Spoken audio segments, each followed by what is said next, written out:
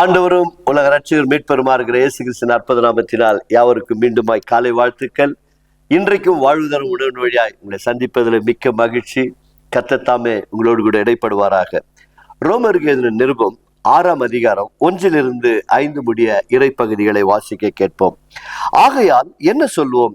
கிருபை பெருகும்படிக்கு பாவத்திலே நிலைத்திருக்கலாம் என்று சொல்லுவோமா? கூடாதே. பாவத்துக்கு மரித்த நாம் இனி அதில் எப்படி பிழைப்போம்?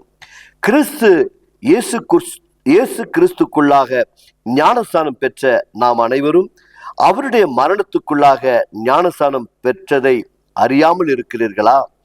மேலும் பிதாவின் மகிமையினால கிறிஸ்து மரித்தோரிலிருந்து எழுப்பப்பட்டது போல நாமும் புதிதான ஜீவனுக்குள்ளாய் நடந்து கொள்ளும்படிக்கு அவருடைய மரணத்திற்குள் ஞானஸ்தானத்தினாலே கிறிஸ்துவுடனே கூட அடக்கம் பண்ணப்பட்டோம்.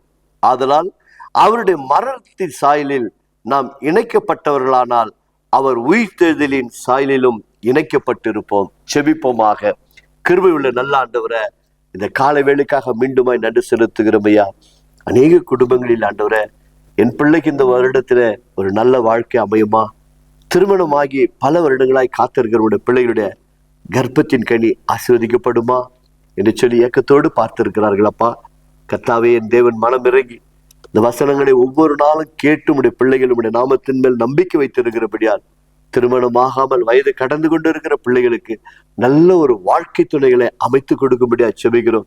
வாழ்க்கை துணை இணைத்து கொடுத்து ஆண்டவர் திருமணமாகி பிள்ளை பாக்கியம் இல்லாமல் சமுதாயத்தின் மத்தியில, குடும்பத்தின் மத்தியில அவமானத்தில் கலங்கி இருக்கிற நம்முடைய பிள்ளைகளுடைய கண்ணீரை துடைக்கும்படி கர்த்தர் நம்முடைய பிள்ளைகளுடைய கர்ப்பத்தின் கனிகளை ஆசீர்வதிப்பீராக சுவாமி. இதற்காக வெளியிலே சொல்ல முடியாமல் எத்தனையோ பேர் ஆண்டவரே உள்ளத்திலே இயங்கி கண்ணீர் வடிக்கிறார்கள். இந்த கண்ணீர் நம்முடைய பலிப்பிடத்துல வரட்டும் ஆண்டவரே. திருமணமாகி காத்திருக்கிற ஒவ்வொரு பிள்ளைகளுடைய இதயத்தின் மன்றாட்டுகளை இந்த வருடத்துல இந்த நிகழ்ச்சியின் வழியா நீர் நம்முடைய பிள்ளைகளை ஆசீர்வதிக்கும்படியா நாங்கள் செபிக்கிறோம். கர்த்தர், நீங்கள் அப்படியே செய்கிறமைக்காய் நன்றி. மகிமை நீர் எடுத்துக்கொள்வோம். ஆசீர்வாதத்தினால் நிரப்பும். இயேசுவின் நாமத்தினால் பிதாவே, ஆமென். God bless you. கர்த்தர் உங்களை ஆசீர்வதிப்பாராக.